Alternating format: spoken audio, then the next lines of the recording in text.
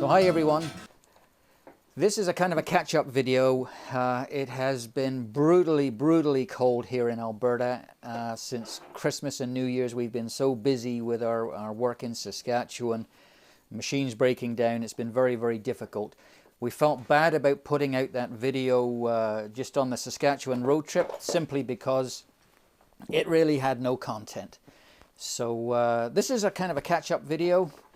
There were rumors that we had been kidnapped by aliens, one of which may be on my shoulder, Joseph.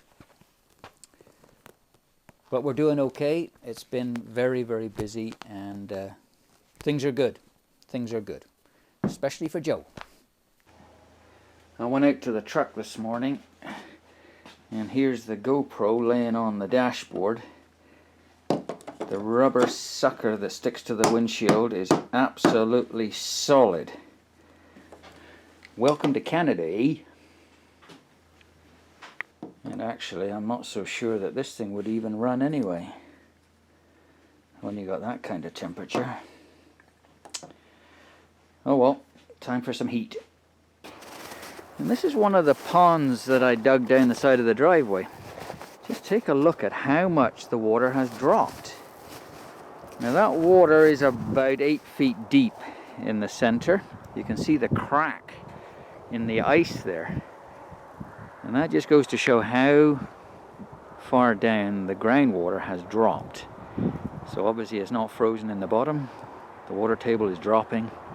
Down goes the ice.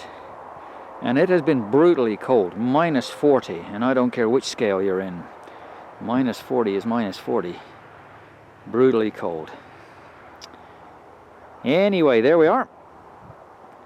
Let's go take a look at what we're doing today. Here we are with my manager, the great Joseph. Hello, Joe. You gonna say hello to YouTube? There we are. What a stunningly handsome Joseph. Yeah.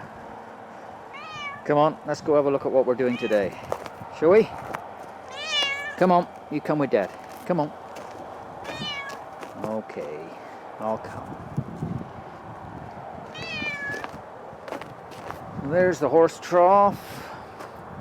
Low on water today, so we're going to have to get that fired up and filled up and everything happening again. But this is what we're dealing with today. This Ford half-ton. Now, come on, Joe, don't crawl up my leg. Come on. Now, you might think to yourself, that is a bit of a strange way to park. Well, it's up there for a reason. This is our water truck. We use this to haul our water tank. It has a cap on the back so as we can keep it inside.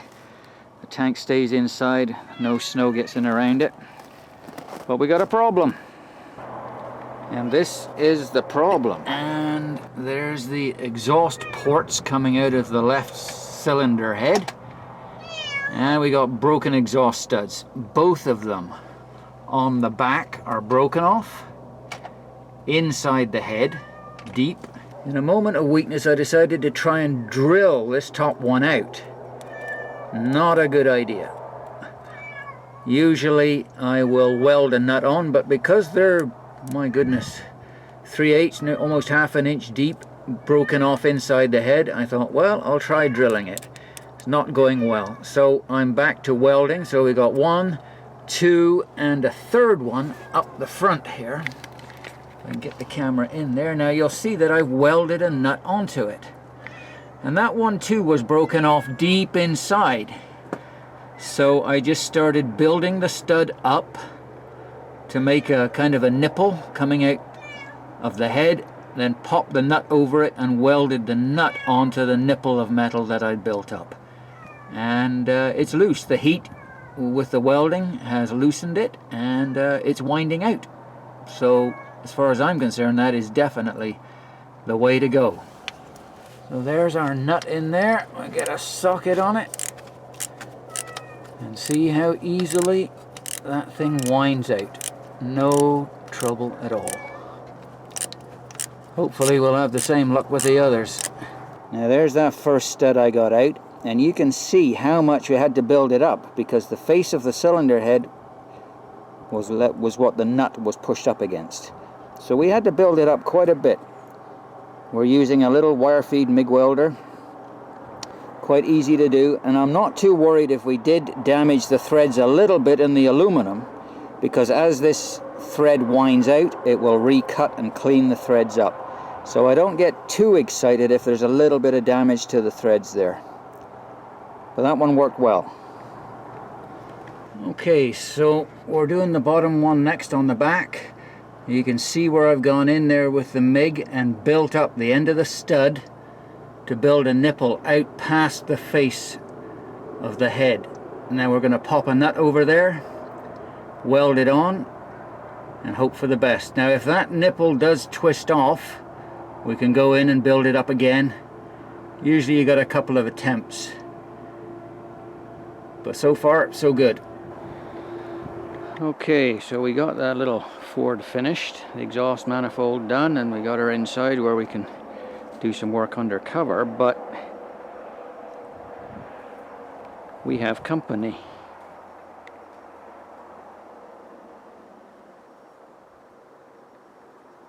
He's been there for about an hour now. I did shoot some other footage earlier. Ollie is back. This is what I was referring to. For those dead limbs up in the trees, they still serve such a wonderful purpose. Ollie has been sitting there for about an hour now, just doing what he's doing, looking around, seeing what's going on. I did shoot some other footage earlier, so I'll splice that in here. It's a bit shaky because I don't have a tripod,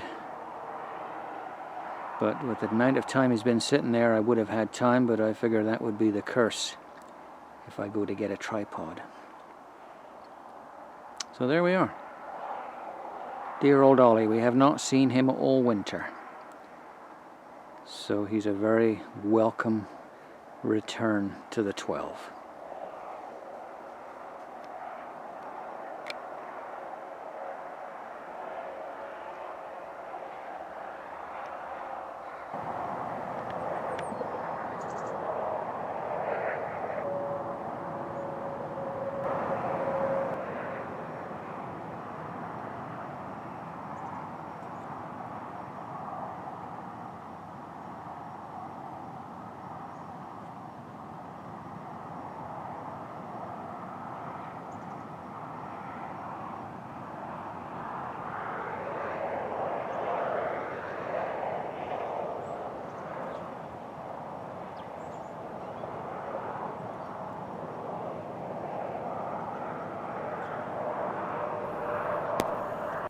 There's a good Canadian hound, and he's not very impressed. It's January 28th today, and we are digging out. We started shoveling around the cabin here, but it ain't pretty. This is one of the worst dumps of snow we've had in our time here. Over the years we've had much worse, but since we've been here at the 12, I got one of the old graders out last night and just opened the driveway up so as we could get in and out, but everything was cancelled. We had some appointments yesterday, but everything was cancelled, and rightly so. And I know in the spring the ponds are going to be just overflowing. So we're going to have some very happy birds coming back up north to nest in the spring. Old Rex is getting his feet under him again. He struggles badly when the snow's deep. He's a very old dog. And we thought he was on the way out not long ago, but then we found that Smokey Joe was stealing his grub and he was not getting his medication and his food. Old Joe was getting it. So since we got him back on his medication, he's improved markedly. He's a very good old fella, aren't you, eh? Yeah, I am. Yeah. So today we're going to continue digging out. We got the backhoe going last night and pushed enough so as it was easier to walk. We're lucky the tarp shed did not come down. We went out and pushed the snow off that to keep the weight off. Now, just before this storm hit, we threw together some, a temporary shelter over the hay and the feed. This is old aluminum bridge scaffolding used for putting up the concrete forms when they pour a bridge over a highway or whatever. So we picked it up and we can just knock this, literally we knock this together in an hour. It goes together with a hammer. Easy to put up, easy to take down. We threw a whole bunch of cedar fence rails up there to make a roof, put a tarp over, and bingo, you got a shed. Inside Sil's got a bale of green feed and a bale of hay in the back there. And it keeps the worst of the snow off, just makes life a little more pleasant to have to work. Cheap and cheerful, just the way we like it. One thing that's worked very well for us is this little tank heater that we built just when winter started. And I only light this thing every other day now. It's minus 20 at night now, and there's a little bit of ice on top of this one now, but they can still get the water. I had it running yesterday, let it simmer overnight, and it'll be good today. I'll maybe light it up tonight, see what the temperature's going to be. But it's been a godsend. It really has helped us a lot, saved a lot of generator time, made life way better for the horses. You know, we built him a beautiful house, straw, heated blanket, everything you could want for a doggy. And he'll lay out here in the snow. He'll shiver a bit, but he does not want to be inside.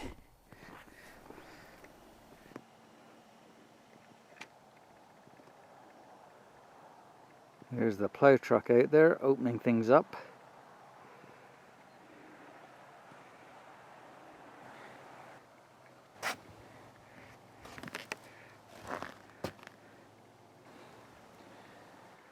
The horses standing, trying to catch some rays in the sun.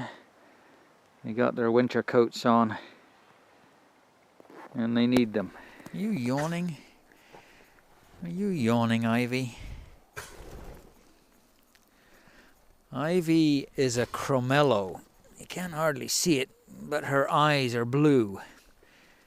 Oh, you're just yawning your head off here today, my goodness. And again? No? All right. So in the summer months and when the sun is on the snow, she does struggle quite a bit with the sunlight. She's been rolling again by the look of it too.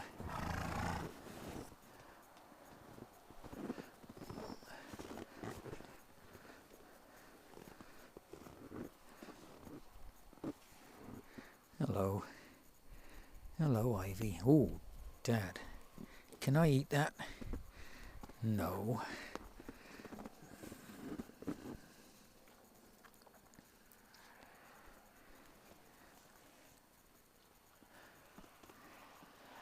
Guess it must be tiring being a horse out here. One of the things I get asked quite a bit is, what do you do when you're not on the road? So we have a little shed in here that I call my workshop, and there's a few projects we keep on the go. This is a 2-inch water pump that we picked up years ago, and we use it for pressurizing water into the garden, mostly in gardens we've had in the past. And it's been through the mill. It's been banged around quite a bit, handles bent, so it was time to do some fixing. The engine cover had been hit here, so I've straightened it up, beat it back into shape. The carburetor has got a blocked jet in it at the moment, so we're going to take it apart, clean it up, and get everything ship-shape the way it should be. I've got my assistant here. Hey, Joe.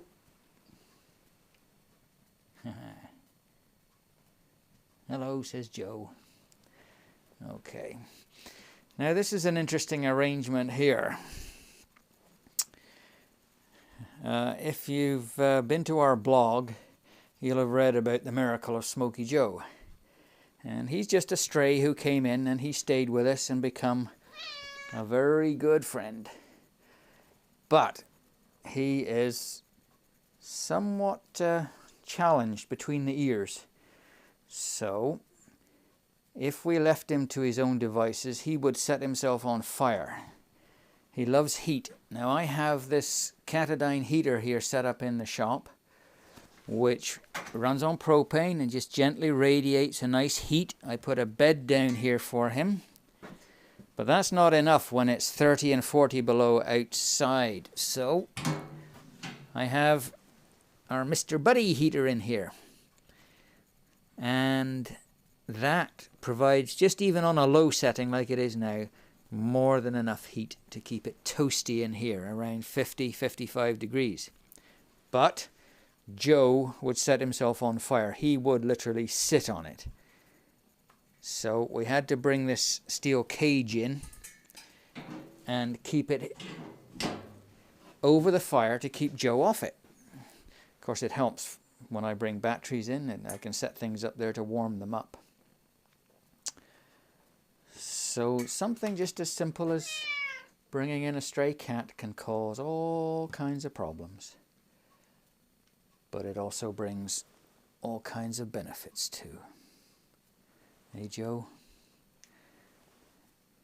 Yeah, Dad's helper. What a beautiful boy. Hey? Okay. Back to work. Yeah.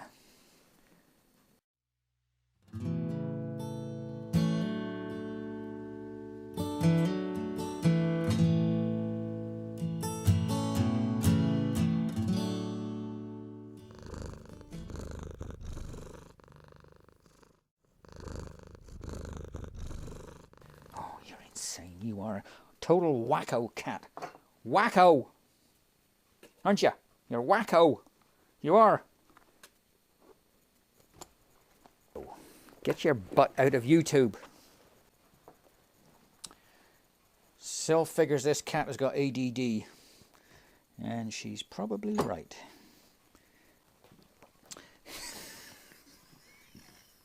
Joe.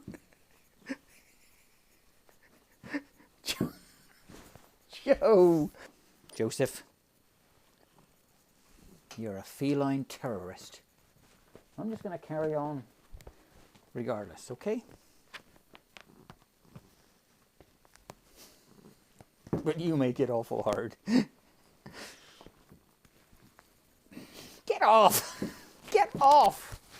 God, cat. Look, that was the dead cat, and you will be one if you don't behave. Go on. Where did that go? I don't care. You're not helping.